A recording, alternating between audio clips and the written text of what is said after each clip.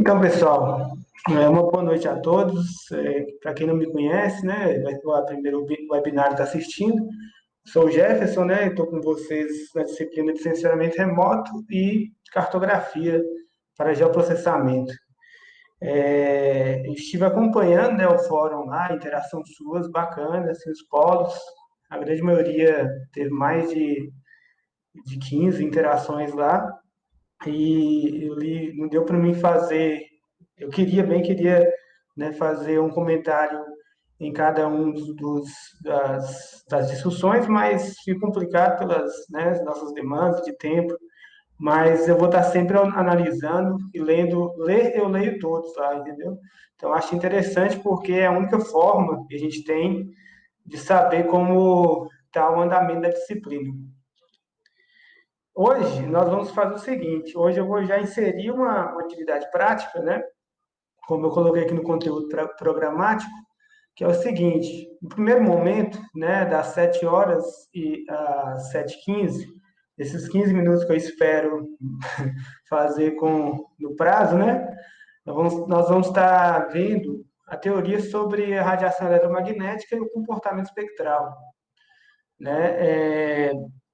Então, isso basicamente aquilo que vocês deram a lida aí na semana, né, no fórum, da quarta-feira passada até agora, né, a gente vai dar uma fixada, né, e para mim o objetivo é ver essas interações, porque como a gente tem uma carga horária mínima, e esse é o propósito do sensoramento remoto, é essa análise, né?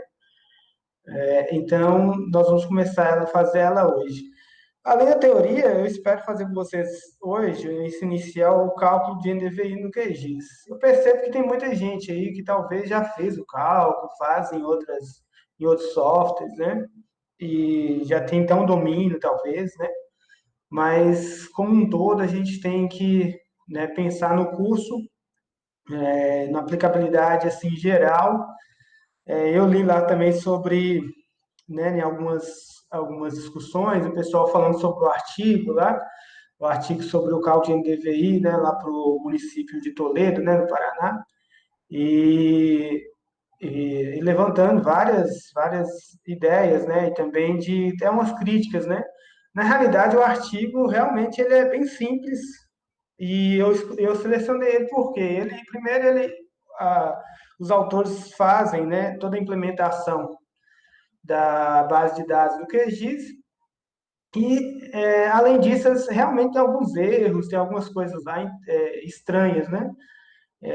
Mas isso não quer dizer que o artigo não deve ser utilizado por nós para a gente dar uma analisada. É proposital a gente trabalhar com aquele artigo. Então, eu peço para vocês, quem não deu a lida ainda, com mais critério, dá uma lida de novo, porque é importante até levantar essas questões, né?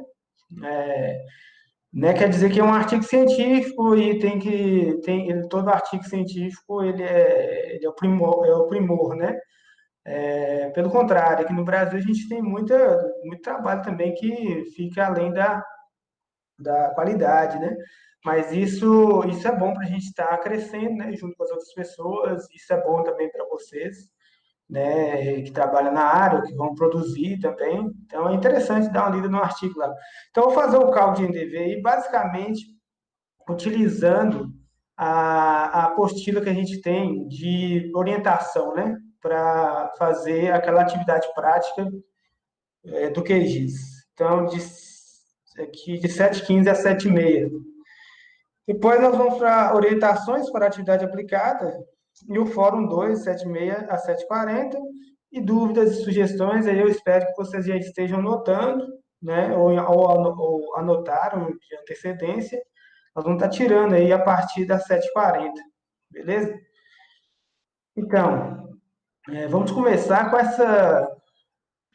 essa afirmação aqui, né, que é bacana, né, do livro Aplicações de Sensoramento Remoto, lá no capítulo 1, né, Fundamento Teórico de Sensoramento Remoto, William C. Hogue, ele fala o seguinte: o satélite é uma máquina fantástica que possui lentes em vários comprimentos de onda.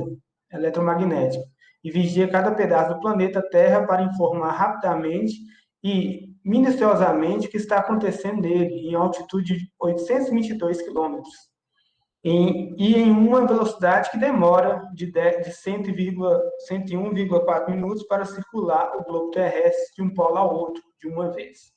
Então, esse exemplo que ele está utilizando aqui é do satélite Spot, né? Então, ele está numa órbita em uma altitude de 822 quilômetros de distância da Terra, e ele demora esse tempo, né, para fazer essa varredura circular no globo terrestre. Ele tem uma resolução espacial que chega até 18 centímetros, né, dependendo da série dele. Então, isso é extremamente importante, porque quando a gente fala de sensoramento remoto, a gente não pode esquecer dos nossos olhos, né? É claro que a gente não tem a capacidade, né, de absorver todas as radiações que existem, mas em relação ao sensoramento remoto de alta resolução, os nossos olhos ele é um instrumento muito mais eficaz do que qualquer imagem de satélite, porque a gente tem a capacidade de interpretação, né, não tem algoritmo, né, que supera isso. Para acontecer o censuramento remoto, né, a gente tem esses quatro elementos.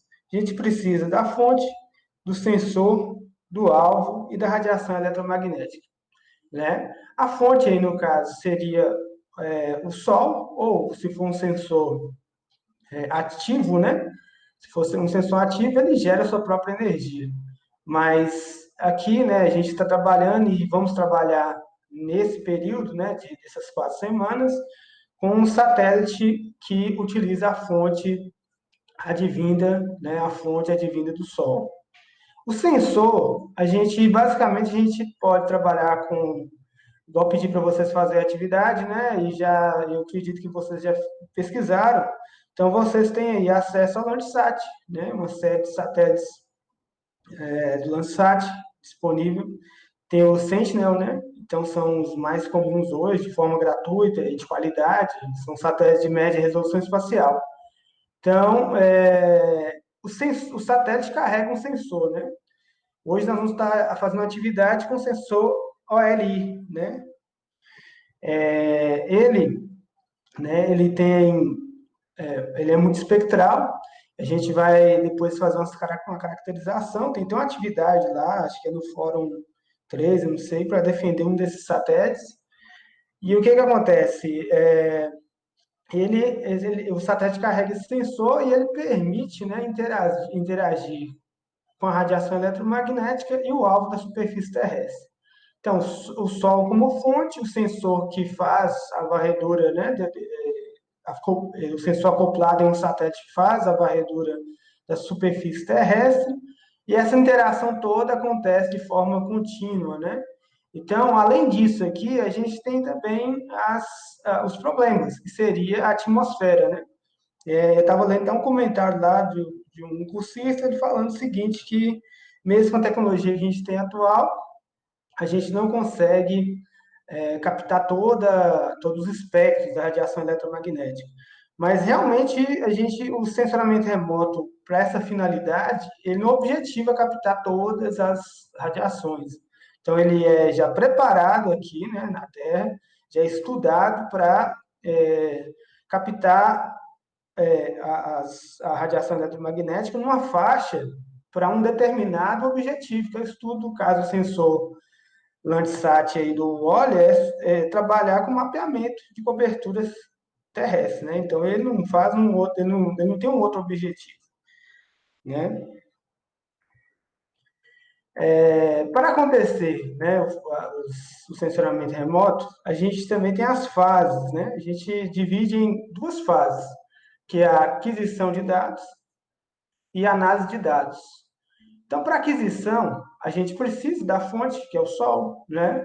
A atmosfera, ela age de forma até mesmo prejudicial ao sensoramento remoto, quando tem nuvem, porque a nuvem é a primeira camada que ela vai atingir, então na imagem vai aparecer a nuvem. Além da nuvem, tem, né, os componentes, né, o CO3, o O2, né, o O3, né, então, carbono, dióxido de carbono, que isso também interfere. Por isso é interessante você fazer tratamento dessas imagens para tentar eliminar essas espúrias, né? Então, precisa também do objeto da superfície, que vai ser mapeado, e há uma interação ali, né? Então, a gente trabalha com radiação, a incidência de radiação e a volta disso, né? Transmitância, radiância, que tem lá na apostila esses conceitos. Eu espero que vocês estejam dando uma lida, né, nesses conceitos, né, de radiância, transmitância, reflectância, que é a base do sensoramento remoto. É, Na aquisição de dados também, a gente tem vários sensores, né? Sensores acoplados nos satélites, sensores nos aviões, né? Ou ônibus espaciais, aviões e assim por diante. Na análise de dados, a gente precisa, né, de fazer esses dados, eles precisam ser coletados, né, desses equipamentos que estão na órbita e enviados para a Terra, né, para eles são enviados de forma bruta e eles passam por um filtro, né, uma filtragem básica em laboratório, né, da NASA, de outras agências espaciais. E depois desses dados ser trabalhados, eles são disponibilizados nas plataformas aí da internet para a gente fazer as nossas interpretações. Com as nossas interpretações, gera informação, o usuário final pode tomar decisão com esses mapas e informações geradas, né? Tabelas, gráficos, assim por diante. Aqui, né, a gente, como eu falei para vocês, basicamente nós vamos estar trabalhando só com sensor passivo. O sensor ativo, igual eu falei para vocês, ele gera a sua própria energia. Como exemplo de sensor ativo seriam os radares. No caso dos passivos, né, a gente vai trabalhar hoje com o Landsat. Como ele funciona, né?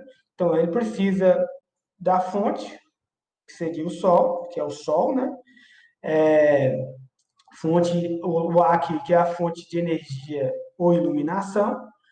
Pode ser só o Sol? Não. Se você tiver um espectrômetro, um radiômetro, você também colhe informação, né? Em laboratório. Uma escala de análise muito mais criteriosa, né? Precisa, além disso, da radiação da atmosfera, né? Que é, que é o B aqui. Essa radiação da atmosfera, o que acontece? Há um espalhamento, né? O espalhamento ele é prejudicial, igual eu falei para vocês. Precisa, além desse espalhamento, dessa interação entre o alvo, a fonte de energia e a radiação, a interação com a superfície terrestre, o alvo, né? O D aqui é a gravação de energia solar pelo sensor. Muitos desses sensores eles estão, né, com seus espelhos voltados, inclinados para colher de uma forma mais criteriosa possível, já sai daqui da Terra com esse objetivo, né? Se ele é um sensor multiespectral, ele tem uma finalidade, né, para trabalhar em diversas janelas atmosféricas, né? Possíveis, né, para trabalhar com sensoramento remoto. Se ele é um sensor de alta resolução espacial, ele tem outra especificidade. Além disso, né, o sensor ele grava essa energia, né, o sensor grava essa energia e transforma isso, né, e transmite essa energia para uma recepção, né, em laboratório, que são das agências espaciais. E lá acontece o processamento básico, igual eu falei para vocês, e assim, interpretação, análise, né, e aplicação. Então, isso é possível por causa da radiação eletromagnética. Sem ela, a gente não conseguiria fazer, e não conseguiria até mesmo viver, né, sobre a superfície terrestre. Então, a gente precisa do Sol para sobreviver, e essa interação entre a energia solar é que acontece a vida, né? A radiação eletromagnética ela pode ser definida da seguinte forma: é o calor, né? É um tipo de energia que pode ser transferido de um corpo para o outro quando há diferença de temperatura entre eles. A transferência de calor pode ocorrer de três formas: radiação, condução e convecção. Então, a radiação aqui, né, aqui no caso tem um exemplo banal, né, mas aqui seria como se fosse o Sol, né, ela que é a fonte de radiação nossa, né? E aqui tem outras propriedades físicas, física e química, né? De interação dessa radiação eletromagnética. Então, esses são os princípios físicos, né, do sensoramento remoto. Seria a radiação incidente, e que é igual à radiação absorvida, mais a radiação refletida, né? Então, aqui a gente tem a incidência da radiação, a interação com a atmosfera, as nuvens, que pode ser um problema grave no sensoramento remoto. Hoje a gente tem técnica que dá para trabalhar com nuvens, né? Dá para a gente remover, dá para a gente. Antes era um empecilho, hoje não é tão grande, mas não é bom você pegar imagens, né? Se for a finalidade de estudar a nuvem em si, mas a nossa finalidade é o que está debaixo, né? A superfície. Então a nuvem é a primeira superfície de contato e ela acaba saindo a imagem e é prejudicial. Então, essa radiação, ela interage, né, com os elementos da superfície terrestre e retorna para o satélite. Essa radiação também, ela permite, igual eu falei para vocês, que haja atividade fotossintética, e também essas diferenças bandas espectrais, né, as diferenças de níveis de radiométricos, né, das bandas, é possível graças a essa interação, né, de retorno, né. Eles estão, meio cíclico, né, isso. Então, ele acontece de forma cíclica e na complexidade de interações, né? Então, os alvos, aqui tem um outro esqueminha, parecido com todos esses, né? Uma floresta, um rio, pastagem, rodovia, uma, um telhado de uma casa, né? Além disso, a gente tem, né, já como falei para vocês, o nosso satélite passivo, o Sol como fonte de energia. Os alvos refletem com maior ou menor intensidade a radiação eletromagnética de acordo com suas propriedades biogeoquímicas, né?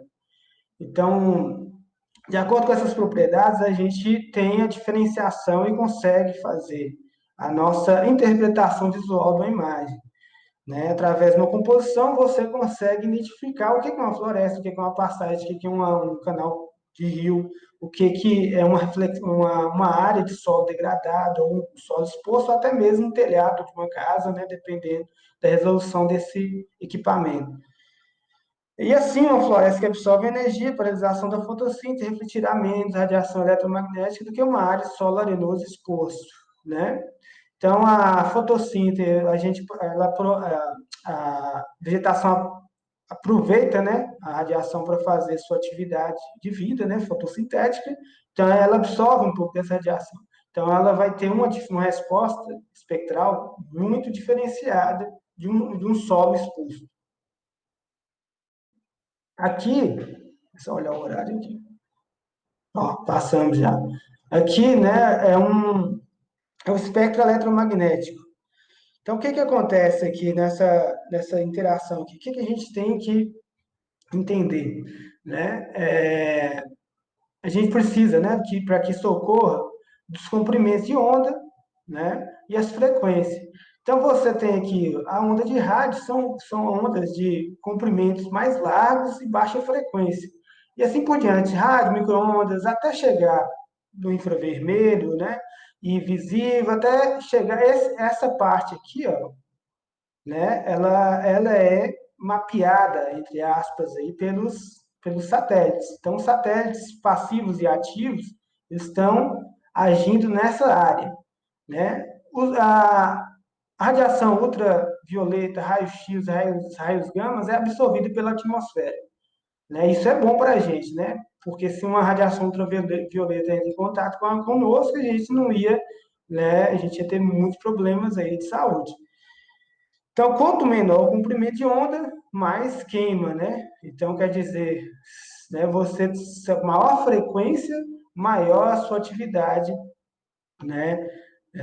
E também maior a sua absorção pela atmosfera. Então, esse aqui, né, pessoal, é um zoom naquela imagem aqui, né, anterior, que basicamente mostra, né, o que é comprimento e frequência. Então, a gente tem aqui os comprimentos de onda, basicamente é o topo aqui, ó, é onde que acontece nessa diferenciação. né? Ondas que têm os topos, né? Mais acentuados são as ondas de altas frequências, né? Então, o comprimento de onda é inversamente proporcional à sua frequência, já que menores comprimentos de onda implicam em menor distância entre suas fases consecutivas, permitindo com que haja mais ocorrência de eventos por segundo. Quanto maior a frequência de uma onda, menor o comprimento dela. Dentro do sensoramento remoto, a gente vê isso, né? As ondas de rádio são as ondas que têm comprimento mais largos, né? Igual eu falei para vocês, e assim por diante. Então, rádio, micro-ondas, infravermelhos, visível, raio-x e raio-gama. Como é medido isso? Né? Ela pode ser, na literatura, medida em metro, decímetro, centímetro, milímetro, macrômetro, nanômetro. O nanômetro é mais o micrômetro e nanômetro são os mais utilizados aí dentro do sensoramento remoto, que tem esse símbolo, né? Esses dois símbolos, e eles são o micrômetro 10 elevado a menos 6 e o nanômetro 10 elevado a menos 9. Aqui, né, a classificação de espectro da energia eletromagnética. Igual eu falei para vocês, essa parte aqui, dessa frequência e desse comprimento de onda, até aqui, né, até aqui, ela é totalmente absorvida pela atmosfera. E aqui, dessa parte em vermelho aqui, ó, das ondas do visível, até um pouquinho da ultravioleta aqui, você tem uma radiação que o funcionamento remoto capta, né? Então, a gente pega uma parte da ultravioleta aqui, até que seria, né, os sensores, por exemplo, o Landsat 8, né, ele tem uma banda que ele pega essa faixa aqui antes do visível. Então, até o final aqui do ultravioleta, passando pelo visível, infravermelho, micro-ondas, são passíveis, né, de ser captadas pelo sensoramento remoto. Tanto os sensoramento remoto de sensores passivos como os sensores ativos. Lembrando que os sensores ativos, eles trabalham nessa faixa aqui, ó, que é a faixa da micro-ondas. Aí entra o SRTM, entra o LiDAR e outros equipamentos aí. Outra questão importante antes da gente ir para a prática é as chamadas janelas atmosféricas, né? Que basicamente é esse esquema aqui. Mas, de uma forma mais didática, né? A gente tem aqui o que acontece, né? As interações, né? Essa atmosfera que tem na superfície terrestre, ela é extremamente importante para o ser humano, mas ela é um empecilho para o sensoramento remoto. Então, e também, né, isso tem que ser relativizado, porque as nuvens é um problema para quem quer estudar a superfície terrestre, mas para esse satélite meteorológico é o melhor que existe, né? Então, isso depende da sua análise, né? Mas como a gente vai trabalhar com esse tipo de análise mais especificamente, né? No curso, e eu acredito também na atividade profissional suas, a gente trabalha nessas janelas atmosféricas que seriam as áreas onde o sensoramento remoto é captado, né? Então, a gente tem aqui, igual eu falei para vocês, uma faixa aqui da radiação ultravioleta é captada, aí passa pela visível, infravermelho próximo, infravermelho curto, infravermelho médio, longo, aí entra os termais, né? Micro-ondas e assim por diante. Então, a gente tem, né, do visível aos infravermelhos como equipamentos, como janelas, né? Quer dizer, janelas atmosféricas possíveis de gerar as bandas que a gente tanto trabalha nos sensores multiespectrais. Então, o padrão espectral para a gente, no sensoramento remoto, e que vai ser o próximo fórum, vocês vão estar fazendo uma interpretação, eu já adianto para vocês aqui, né, mas eu vou deixar a interação lá no fórum. Então, o fórum 2 é basicamente para vocês entender um padrão espectral, né? Aqui no caso, o que a gente que destaca aqui é o infravermelho, né? Então, o infravermelho é a parte do espectro, né? mais útil, mais utilizada dentro do sensoramento remoto, né? Porque aqui você tem três alvos, né? Água, solo e vegetação. Então, aqui na faixa do visível, você observa o comportamento espectral na faixa do visível. O único comportamento que ultrapasse esse pico, né, seria a vegetação, né? Só que a vegetação, ela, pela atividade fotossintética, o que acontece? O pigmento verde, a gente consegue ver um verde na vegetação por causa dessa interação, e ela absorve o verde e a gente consegue analisar, a gente consegue visualizar. E ela, né, utiliza a radiação eletromagnética para fazer a sua atividade fotossintética. Mas no infravermelho há o pico dessa vegetação. Então, a vegetação sadia, ela tem um vigor, e mostra isso na imagem, quando você faz uma composição, o verde com uma intensidade muito maior. Né? Então, você tem todos os elementos aqui, né? eles, eles só a água, no caso, né, que há uma absorção muito grande aqui no infravermelho. Né? Então, assim, as curvas aqui representam o padrão espectral da interação entre esses elementos, e a gente tem que analisar o que acontece com cada um desses, né? Aí você pode entrar rocha, pode entrar outros elementos específicos aí. Então, para finalizar, assinatura espectral, né? Então, aqui, ó, na banda do visível, que basicamente a gente está pegando essa parte aqui, né? E passando para uma análise mais apurada aqui. Da banda do visível, isso acontece porque houve maior absortância, né, produzida por pigmentos da folha. Então, quando chega no visível aqui a interação, por exemplo, azul, verde, vermelho, é uma absorção muito maior, que é a área do visível, do espectro, né? Então, absorve mais e reflete mais no infravermelho. Aqui vocês vão ver o pico no infravermelho, IR aqui, né, de infravermelho, muito maior do que na faixa, nas três janelas aqui, ó, azul, verde e vermelho. Então, há uma absorção muito maior nessa área, né, e o que compensa para a gente do sensoramento remoto é trabalhar tanto com essas bandas do visível, uma ou duas bandas dessa, né, para formar, para compor a imagem, e a banda do infravermelho. Então, apresenta maior reflectância na banda do infravermelho, e isso acontece porque há uma interação da radiação com a estrutura celular, né, superficial da folha, e a folha verde reflete bastante essa atividade. Né? Quando você tem esses períodos sazonais, você também percebe, né, como acontece essa interação no sensoramento remoto. Por isso é importante você sempre estar trabalhando com imagens de inverno, porque quando você está no período chuvoso, o que acontece? A atividade fotossintética é muito alta, né? E essas vegetações elas vão estar seu pico máximo nesse período. Então pode enganar, né, a nossa interpretação e pode gerar mapas, por exemplo, né, numa região seca e árida, pode dar uma impressão de uma atividade que não acontece durante todo o ano. Então é usual a gente baixar a imagem do período do inverno, né? Que um exemplo, né? Então a gente tem aqui uma folha amarela, uma folha verde, uma folha marrom ou vermelha, né? E como isso acontece, olha o pico quando o infravermelho, né? Quando a folha está sadia, tem o seu pico máximo que é atingido, né?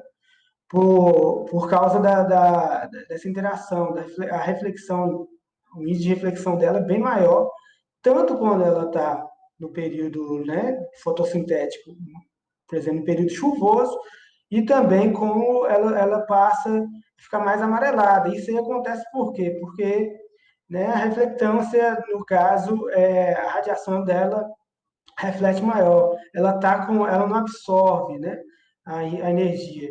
Tanto é que quando você sai com uma camisa preta na rua, você absorve muito mais o calor do que uma camisa branca, por exemplo. É a mesma coisa que está acontecendo aqui.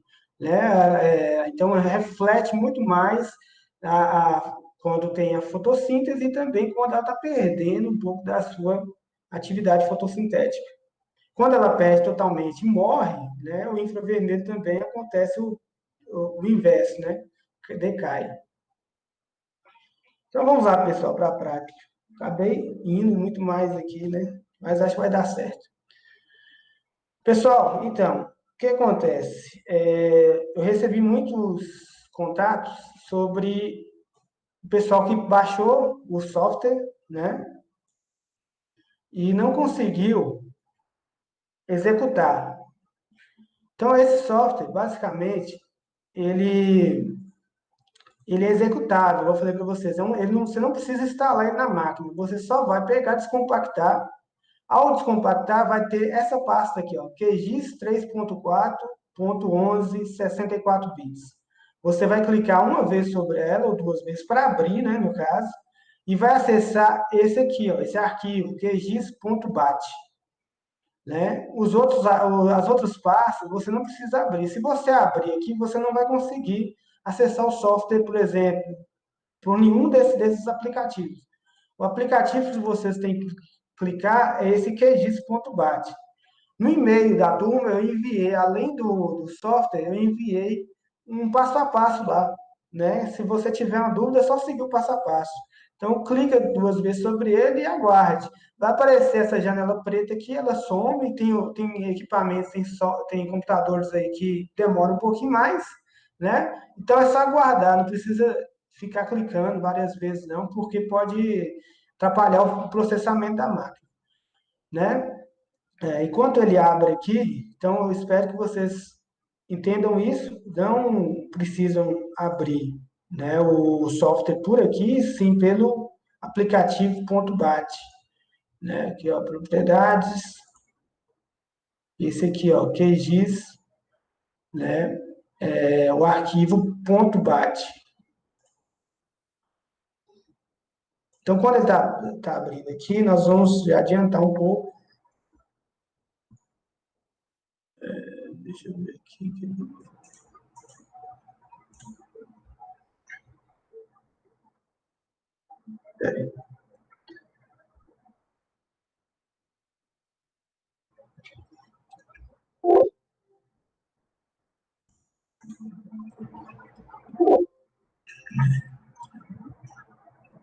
Beleza, vou aguardar ele aqui abrir. Então, nós estamos utilizando esse tutorial aqui, explorando o QGIS. Ele está lá no material, fixado lá nos materiais, lá no AVA, beleza? Então, a partir da página.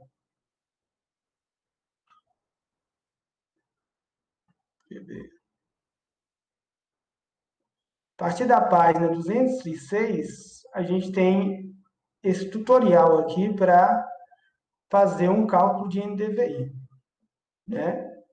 Então, é só seguir o passo a passo aqui, você consegue fazer um cálculo de NDVI.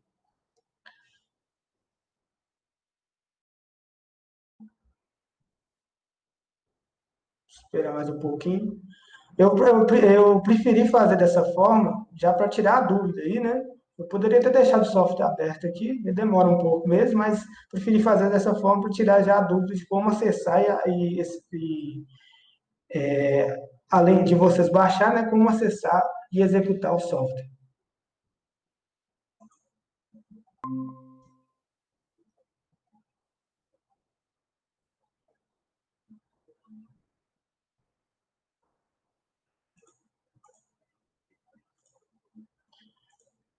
Então, pessoal, aqui, o QGIS aberto, né? Eu acredito que vocês quando abrir ele, vai vir dessa forma. Que se caso não vier dessa forma, não tem problema. As camadas aqui, elas são, vocês conseguem modificar. Basta vir aqui, ó, em exibir, e você consegue, né, em painéis, alterar. Então é bom vocês ir fuçando mesmo, né?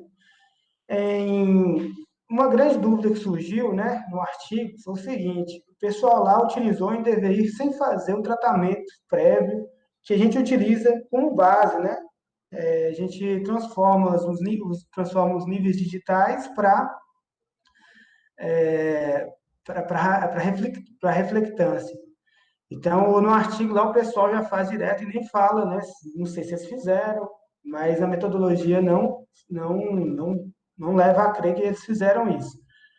Mas o que acontece? Aqui no QGIS é bom vocês instalar, depois de vocês fizerem todo esse processo de descompactar o arquivo, vocês vêm em complementos, gerenciar e instalar complementos, vai abrir um repositório aqui do QGIS e a gente vai utilizar, né, para, por exemplo, fazer algumas transformações radiométricas, fazer alguns uns tratamentos de PDI, né, de processamento digital de imagem, utilizando esse complemento aqui, ó, Semi-Automatic Classification, né? Então, você instala o complemento, ele vai demorar um pouquinho aqui para instalar, eu não vou fazer isso, né? Aí, eu não sei se vai demorar, bora ver se fazer aqui rápido, ser melhor. Ele é um plugin, né, no caso do QGIS, e ele não ocupa muito espaço, não, pode ficar tranquilo. E ele permite você fazer vários tratamentos na imagem antes de você processar, né? É bem tranquilo, tem várias informações também na internet sobre esse plugin. Então, é tranquilo de ser utilizado. Está instalando aqui. O problema do QGIS é esse. Qualquer coisa dá pau. Mas, né, vou aguardar aqui. Então, o que acontece? Esse plugin, ele permite você fazer os tratamentos de Landsat, Sentinel e outros sensores. Então, ele já pula essa fase de pré-processamento. Então, já é uma coisa boa, né? Ideal aí. Vou fechar aqui. Isso é rápido aqui.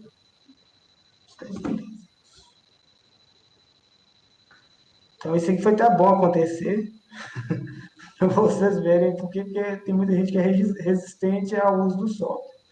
Né? Qualquer coisinha mexer nele ali, ele dá uma travada, mas não deixe de utilizar, pessoal. Bom, deixa eu ver, abriu rápido dessa vez. Então, o que eu fiz? Eu já fiz essa transformação radiométrica, eu transformei em níveis digitais para reflectância. Então, eu criei uma pastinha na unidade C. É bom sempre vocês trabalhar no diretório raiz, no caso do computador, né, no caso da unidade C, mas também você pode trabalhar no seu HD externo, não tem problema não. Então, aqui, ó, eu já criei uma pasta aqui, né, de NDVI para mim trabalhar. Então, é bom vocês fazerem isso. Para mim acessar uma imagem aqui, eu venho aqui, ó, gerenciador de fontes de dados. Então, aqui a gente tem vetor, raster, malha e várias outras opções, né? Para a gente acessar uma imagem, é raster. Então, você tem arquivo raster, vem o conjunto de dados aqui nesses três pontinhos, acessou, né? O meu arquivo está na unidade C. Então, eu venho aqui,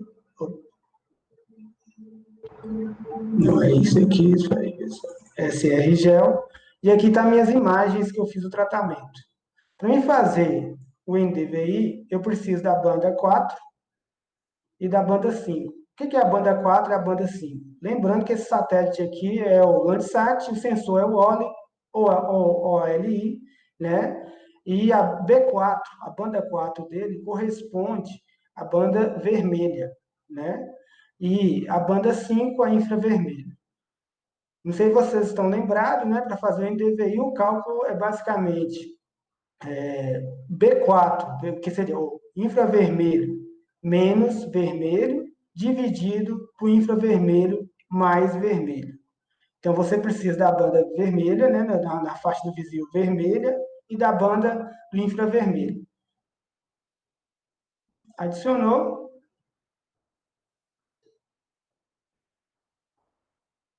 aí você pode fechar. Vai aparecer aqui para vocês.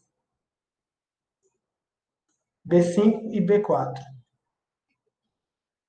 Daí, pessoal, é só vir em raster, né? Calculadora raster, isso basicamente nós vamos fazer uma matemática de bandas, né? Calculadora raster. E aqui, né, para fazer o cálculo é a matemática básica mesmo.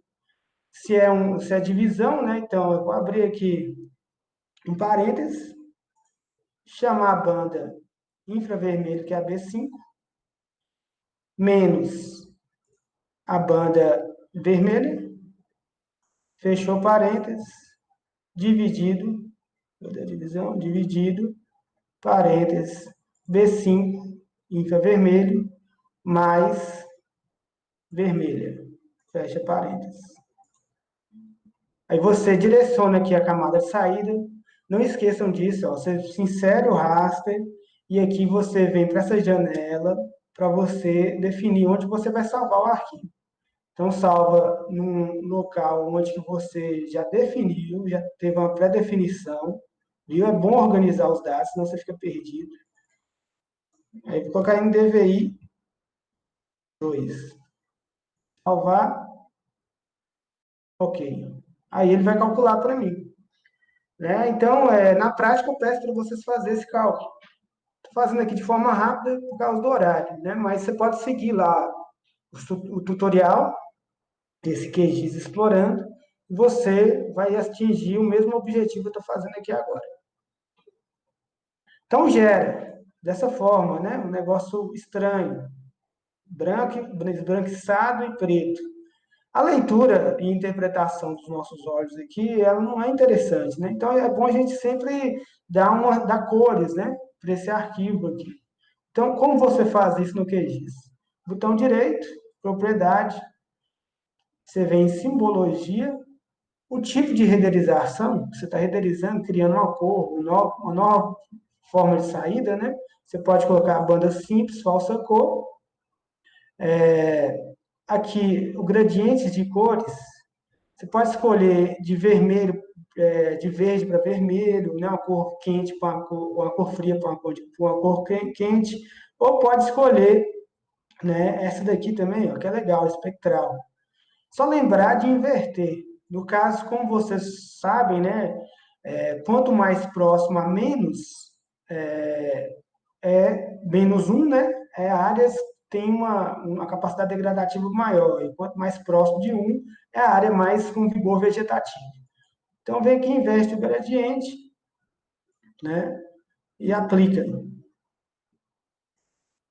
Então, aqui, ó, essa imagem aqui, vocês podem estar perguntando de onde que é. Essa é a imagem de Belo Horizonte.